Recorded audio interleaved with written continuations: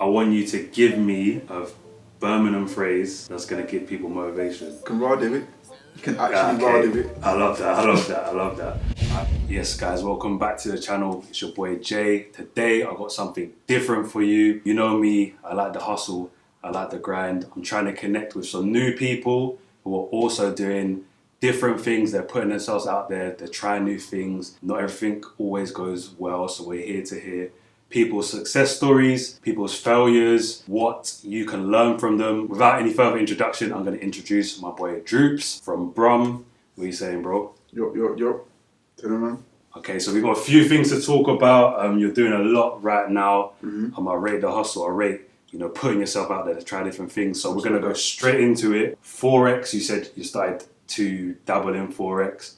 Well, originally it was binary, and I kind of learnt the hard way Okay. that it's not so much that, but when I was in it, it was kind of gambling. It was a short term kind of thing. It was a quick snap kind of get that money kind of thing. And I was intrigued with it because I was intrigued with the whole stocks and markets thing, maybe more because of Wolf of Wall Street. When I got into it, I was looking at the whole fact of stocks and just the multiple incomes kind of thing. I was looking at that as a reliable income. So I got into binary, realised that it was not so much that. Got into Forex and realised that it's strategic and it's very calculated, and I can rely on that. Do you think people portray Forex on social media as an easy way to make money? I believe that recently I feel like people have understood that it's not so much a get rich quick scheme, but everyone can do it. And I feel like in some sense everyone can do it, but it does take, if you're trying to do it yourself, there's so much. Yeah, because there's certain aspects and certain categories that it goes into, because people give mentorship and then people give out the signals. Well, I feel like signals is kind of like teaching someone how to cook and then giving them fish. It's literally like giving them fish because they can survive off that, but they're not really learning the knowledge to go out and work with themselves. So I've never done Forex though. How I got introduced to Forex was maybe 5 years ago, where everyone was selling the Forex sort of course. Yeah. And it just put a bad name on it for me. But recently, the last 2 years, since I got into crypto, and I've always been into index funds, but I got into trading stocks, and it just opened my eyes up to Forex, because Forex is literally the same principle. You're trading, you're trying to, maybe if you're day trading, you're just trying to make a 10%, 20% margin. So it did definitely change my view on Forex. But what do you think is the benefit of doing Forex over, say, trading stocks or crypto? I feel like, well, at the end of the day, like I said, it's all about strategy. I feel like it's all about not only strategy, but it's calculated. And I feel like when you can rely on facts, and when you show someone facts, as much as you try push whatever crazy thing into their face, because a lot of, you see these Forex, as much as they are doing well and they are making money out of what they're doing, they like to show a lot of what they're doing in materialistic ways to kind of promote what they're doing. And to a lot of people who have been there and done that with stuff that they've bought into, they can understand that certain stuff can be a scam. So that kind of advertisement can scare a lot of people. But when it comes to Forex, I'd say it can work. There's a science behind everything, I guess. Yeah. And if you're coming into, say, if you just see in Forex and you just see people promoting, okay, I've made 10 grand today, it can look far-fetched. But what you're saying is, when you know the actual figures and science behind it, same as crypto, same as, trading stocks, once you know the reason why the price went up and you made that profit, that's when it becomes logical. And that's when you can make.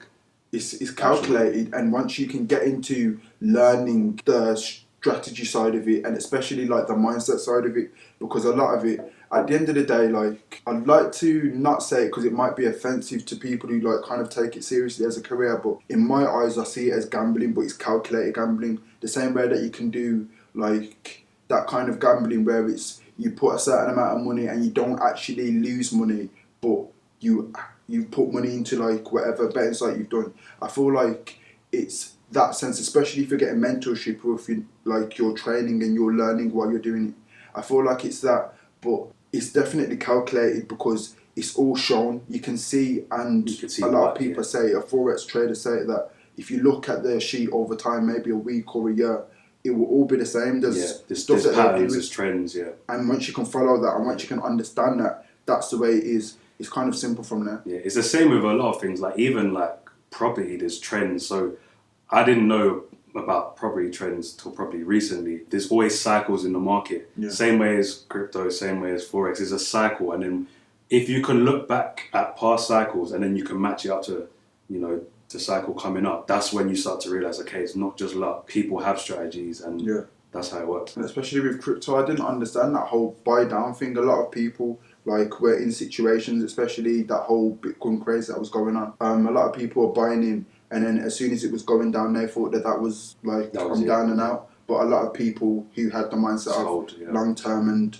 realized that it's all about calculation and stuff, you know what to do. So like when it comes to that sense, I feel like once you understand that side of it, you may not need. I wouldn't say you may not need to understand it completely, because if you do understand it completely, then you can work on your own. But I feel like once you understand that it can be simplified, once you learn a small part of mindset and a small part of ideas, then it can work. So I know another thing that a lot of people see as like a good side hustle or a good business venture is clothing. You've started your own clothing brand. Is it recent or not so much start? But I've definitely taken steps towards it. I've definitely I've got the designs and I've got the copyright, and I'm just working on finding a supplier that I can kind of trust to get my idea out there. Because I don't really want to go the like traditional route, so I'm hoping that I can try to get some custom kind of like designs my way. Okay, so I've got a good question for you, seeing as we're in Birmingham right now. With Birmingham fashion, I feel like it's slightly different to London or the rest of the UK. I feel like you guys have your own unique sort of fashion. Do you think brands like Hoodrich coming out of from nothing and now being sold in Foot Asylum, being sold all over the world, has inspired like a new generation of people to start their own clothing brands, or do you think people are going to do it anyway? Especially, I'd like to think so. I like to think that a lot of people from Birmingham have seen it where it is, especially in the different platforms that it's been showcased on. I'd like to think that people in Birmingham have understood that it's possible. I feel like there's been not so much a stigma, but there's been this kind of feeling in Birmingham that as much as you've kind of grown, there's still like a battle to conquer, that you need to go to Birmingham, you still need to go to London, and you still need to do more. And as much as that may be the case because it's the capital and there's a lot of avenues that you can go from there, I feel like you can definitely build something in Birmingham, and you can definitely have a crowd look at Birmingham instead of going to somewhere else and then having a crowd look at you there. I definitely feel you can build like a home base in Birmingham, and it can like thrive in Birmingham. I think with a lot of, say, industries now, like music, fashion, people are looking towards Birmingham. I've always seen Birmingham as like, say, a second version of London. Like whenever I come to Birmingham, not to like downplay Birmingham, but like it's the same similar sort of people. So you have like a lot of black people, a lot of Asian people, Irish people. I've always seen it as like London, and they've always got a bad rep. Maybe because the accent, maybe because it's just a bit smaller, I guess, than London. So people from London always get onto Birmingham. But over the last few years, like the people that have come out from Birmingham, I think we got to show them respect, to be honest, because you guys are doing your thing here. You're not just following London. You're doing your own thing, clothing-wise, I'd like to think musically. So I think, it's a good time to be from Birmingham right now. Yeah, I definitely feel like, because there was kind of like a whole situation with the accent, but I feel like people are kind of catching on to it. It's kind of got a cadence, especially with the whole music thing. It's kind of blended in, and people are starting to like understand it kind of. So even the stuff like, there's kind of certain words like raw fire. Like, I say raw, and certain people think I'm a dragon or a dog or something, but now they're kind of understanding that it makes sense in some people, so yeah, it's working. Okay, so to stick on clothing and to stick on Birmingham, do you think there's a distinct difference between the way people dress in Birmingham and the rest of the UK? So not just London, so maybe you've been Manchester, Liverpool, can you see a distinct difference? Yeah, but I'd say only because I feel like London's very influential within itself. Like there's so much influence to take in from London. I feel like people in Birmingham, they kind of find the influence within themselves, or maybe they might look to London, but then they'll use that because they're in Birmingham. They'll kind of incorporate it to what they're doing in Birmingham.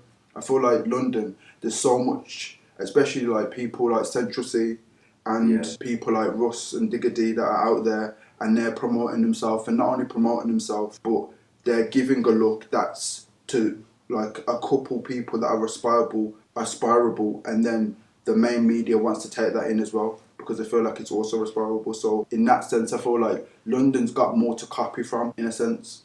Yeah, I guess statistically, there's more people, and as you said before, people come from different places, end up in London to further their career. So some of the people that you're even taking, well, not inspiration, but some of the, say, trendsetters in London, probably not even from London, to be honest. They've ended up there for their career. But when I think of, say, Liverpool, Manchester, I can see like a fashion in my head. Like I can see like North Face tracksuit, 95s, 97s. Would you say there's like not a uniform, but say if you took me to like an ends in Birmingham, is there something that I would see majority of people wearing? Do you know, I'm not sure if London's so big on Air Max as I think they are, but in Birmingham, I'm not so much sure that that's the same case. I feel like maybe a lot of people would still be in 110s. 110s? Okay. Yeah. Okay. I feel like I could still go for like a black 110s. That'd be a stable trainer. What about, say, like tracksuit wise? Is there a tracksuit everyone's wearing, like tech fleece or? That's to say. I feel like because that's been so influential, I feel like that's bled into Birmingham. Not so much, but I'd say yeah. Well, a night tracksuit. At least a night tracksuit. For me though, I think tracksuit culture has come from north, like up north. Like Liverpool have always been known for shell suits. Oh yeah, true. Manchester have been known to wear tracksuits as well. Yeah. For me, it's always come from up north, and then only recently in London it's become fashionable again. So I don't even know if people are looking towards London for tracksuits. To be honest, I don't know. That's why but I feel like they made a certain style of tracksuit. Yeah, I get you. Fashionable. Yeah. So like wearing, say, a tech fleece with, some people will wear it like with designer. Yeah. So I feel, I guess London has sort of started to do that, well, rappers wise. So I've got another question for you. You said you're in the, the beginning stages of starting things up, and it sounds like you're trying to do everything the right way to make sure you can, have a long lasting business. So what would you say are the hardest things when trying to start a clothing brand? I say the hardest things from when starting to clothing brand is actually understanding how much work it's going to put in, and not only understanding how much work it's going to put in, understanding how long you're going to be working for. Okay. Because a lot of people, well, I like to say a lot of people, but I know that people quit their job or quit whatever they're doing to get into a job hoping that will give them more time to do what they're doing, but especially in the starting period of working. Especially if you don't have money, hours. If you don't have money to throw into it, like, so you said, some people quit their job and they think, okay, I'm gonna start this clothing brand and within a month I'm gonna be getting 1 million sales. But what people need to realize is you're trying to compete with people who've got hundreds of thousands of pounds marketing budget, hundreds of thousands of pounds for manufacturing, hundreds of thousands for admin, for customer service. You're going to be doing that all yourself. So where you don't have the money, you're putting in the time. So you might have gone from a 40-hour-a-week job.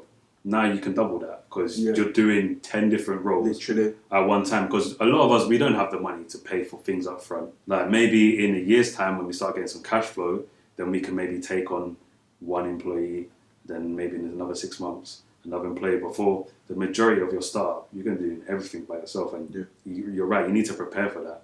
A lot of people don't have the mental, they don't have the mentality really to just put everything in, like 80 hours a week all into one thing and not see a penny for a good few months. So another thing is how serious you're going to be taken and if you're ready for that, especially depending on what lane you're like planning on going into. Like when you started a business and you're a business owner, especially if you're giving out a service or a product, the standard that it's going to have to be like up to, because you've got to set the standards high from the beginning. Yeah, because like as much as people realise that they want to be in a business and they want to be working for themselves, they need to realise that they need to understand that what comes with that is a lot of people expecting a quality that matches businesses that are out there, and especially when you're not at that stage yet, it's very hard for you to meet that, but still you have to and deal with that like situation and the consequences of that. So I feel like especially one thing, preparation and planning. I feel like that's the main thing. As much as people say when it's a cliche thing, if you don't fail to plan, then you plan to fail is 100% true, only because if you don't have a mindset of what you're doing, then when stuff starts coming your way, especially like the negative, as a lot of people are very optimistic with the situation. It's not so much pessimistic, but realistic, because there's going to be a lot of downfalls, and it's going to be a lot of more downfalls. A lot of rich people have said that they've lost more money than they've earned money, but it's just that you see the wins, and the wins are bigger. Yeah, you can lose £100,000 on one business and then gain 10 million on another. So you got to stay consistent. And I like the point that you brought up with people are expecting a certain level of service. Like, especially nowadays, it's so easy to set up a good looking website for cheap. Like, you can set up a good looking website for £10 a month. Exactly. Get your Insta page looking nice, get a couple reviews, and now all of a sudden people are comparing you to a brand that's already been out there for 10 years, and they expect the same level of service. And so you've got the whole, the look about you, but if you can't deliver that service, then already you're on the back foot. So that was a really good point that you brought up about that. I don't think a lot of people actually think about that. Like, they'll put so much into building a website, but then the back end behind it isn't up to scratch. Yeah. So off camera, you gave me a little backstory to your music, but for everyone watching, we're going to get into some questions that I think a lot of younger people will have. So we're going to help the youngers here, or even if you could be in the music game for a while, but everyone still has the same sort of questions. So first question, would you consider music as a hustle as well as an art form? So for example, this year Central C done some crazy business moves. Yeah. He done his Trap Star deal. He's still independent and was doing, hundreds of millions of streams. So the money coming in was crazy for Central C. Yeah. I think he definitely took this year as a business approach rather than just music. So would you say it is a hustle, or would you say it's art, or a mixture of both? I'd say for those that love it, it's definitely an art. But I feel like for those that love it, especially in this day and age, when you can realise the opportunities that come from it, you'd want to work with it, or you'd want to get the most out of it, which would mean that you need to, I guess, necessarily hustle. So I guess it can be both, especially if you want to use it to its maximum ability. If you want to just put your music out there, make music for yourself, and just be an unknown artist, you can do that, and there's people that are doing that. But I feel like if you want to kind of take every opportunity that comes with the music, I feel like it's definitely hustle. I guess you got to compromise, really. Yeah. You got to compromise. Maybe not so much compromise. I feel like you have to just understand how vulnerable it's going to be, especially if you love it. It's going to be accepted by people. It's going to be not accepted by people. So I feel to put out something that you worked so hard on, and to know that there's already going to be 10 haters before you've even uploaded the video is crazy. But like you said, like, if you want to make it, you're going to have to be strong. That's the kind of step you're going to take. The hustle part is going to bring me on to the next question. So the music industry, especially starting off, can be expensive. Like, I have a few friends who, they've had music studios, stuff like that. Studio time's expensive. Shooting a video is expensive. Promo's expensive. So what would you suggest for someone starting off, maybe they're younger, to get the funds to fund their music career? What would you suggest for them to do that? Should they get a full-time job, a part-time job? How should they fit in?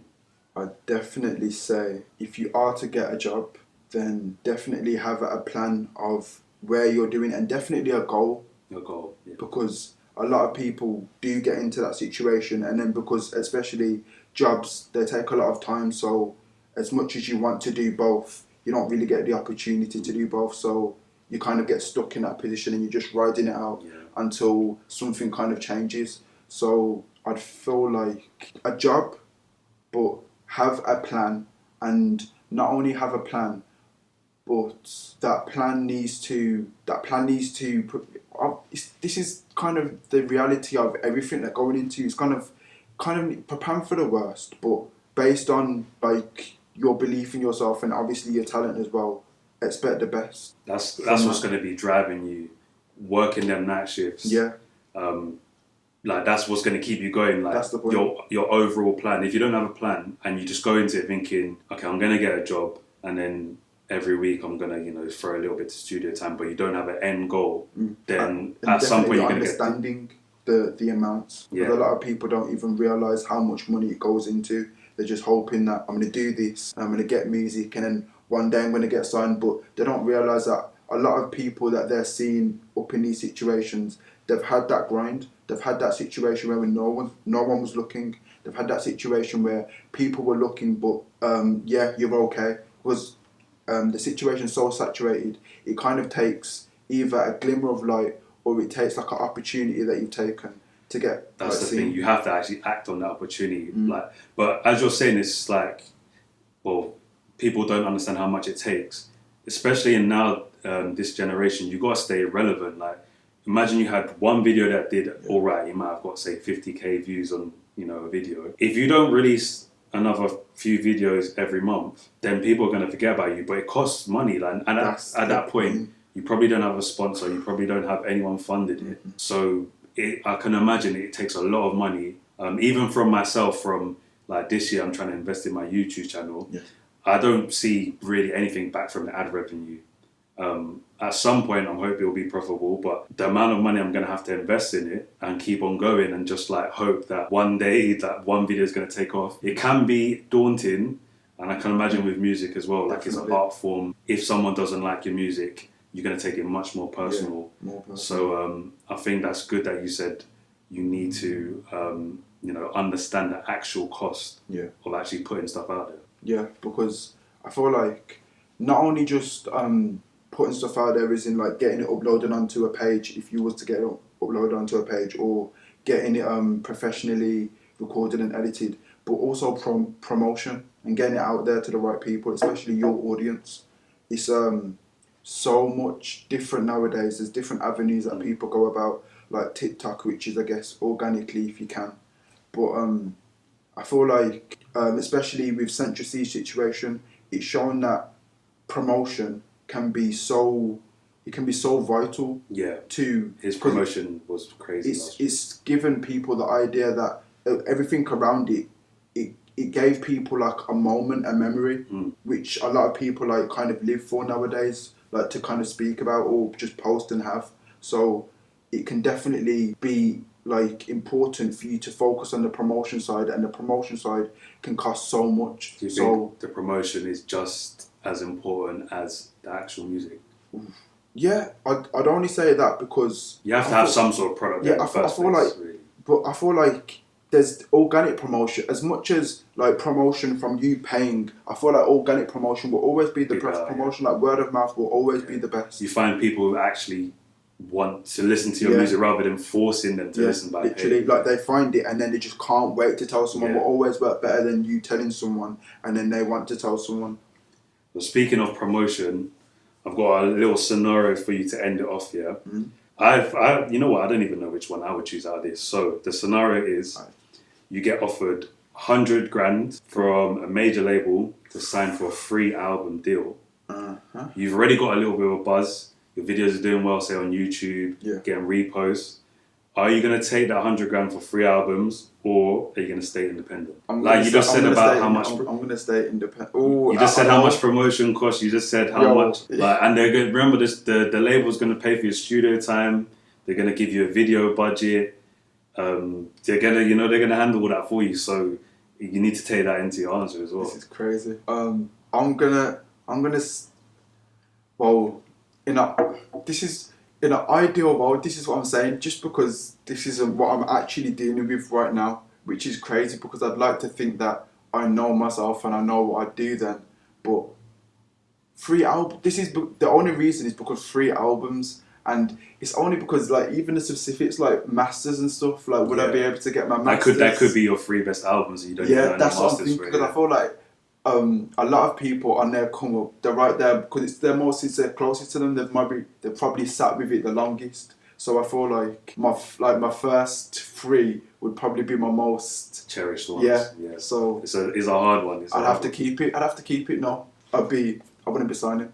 You wouldn't be signing? Independent. I've got faith in myself. Okay, I like that at one point, if not a label, I'll make it. I'll make it. So. If you stayed independent, Like, I want to know what your strategy would be now, like your little market strategy is a quick one. So you already got a buzz here. How are you going to stay relevant? Like, are you gonna keep posting on TikTok? Are you gonna be trying to get like I'm just bait to post it? Like, what would you be doing if you had a good buzz now? You just got offered that, you turned it down. How would you use your own your own imagination to stay relevant and keep getting promoted and posted? I definitely use the method that was, as much as it sounds like bad because I guess people look at it outdated, I used the old method of like promotion through mixtapes kind of thing. Okay. So I feel like a lot of people, as much as it's not really happening right now, a lot of people go back to and they miss the kind of era where people used to remix their favourite stuff. So I feel like that's an avenue that, well, a lot of people in America are doing it with these sampled instrumentals, but I feel like people are doing it and people should be doing it because it engages not only the new audience but it's the old audience. So you get like a blend of two new audiences. It gives them the idea that you can work on something else, so it has people looking forward to you in your own lane, not only just on that. So you said mixtape. You got a mixtape out now, right? Now I got a mixtape coming soon. Oh, no, it's not out yet. So, No. So when's it going to be out for the people watching? It's going to be out. Now I got to give a date. You ain't got to give a date. Nah, I'm going to give a date now. No. I got you under pressure now. No, I'm going to do it now because I said I would. So it's going to be out in June. June the 20th. It's been a good interview. I think we've given some insights into a lot of questions that people might not have asked. Like sometimes you don't actually, if you don't know, you don't know. Yeah. I think you've covered quite a lot of things that I wouldn't have asked because I'm not into that. Yeah. But if someone's looking to get into it, that's something they should be thinking about. But you just got to be realistic. Like not everyone's come up is the same. If you stay true to yourself, I believe if you stay true to yourself and you keep going, at one stage, you're going to get to where you want to get. Like I've had so much things in the past where it's just not going nowhere. It wasn't going nowhere, but then there was just one little breakthrough, and then it might not have been instant, but then gradually, then it got to a point where people were like, "You're actually doing your thing," and then you have to take a step back and think, "I am actually doing my thing." Like you might just see, "Oh, this song got 10K," but other people who are getting 100 views are like, this guy's doing his thing, he's getting 10K views on the song. A lot of people don't realise consistency is key. Consistency, exactly. In certain markets, obviously, we've talked about the promotion side and how much you can go into being consistent in certain avenues, but I feel like if you can, consistency is key because it's like kicking down that door. If they're not going to allow you to be in that situation, you've got to kind of earn your right and kind of earn your place and show them that not only do you not need them, but you can do better without them. To end it off, I want you to give me a Birmingham phrase that's going to give people motivation. You can ride with it. You can actually ride with it. I love that. Thanks for watching, guys. Going to be posting more videos like this, so make sure you subscribe. I'm broke, baby. I'm not.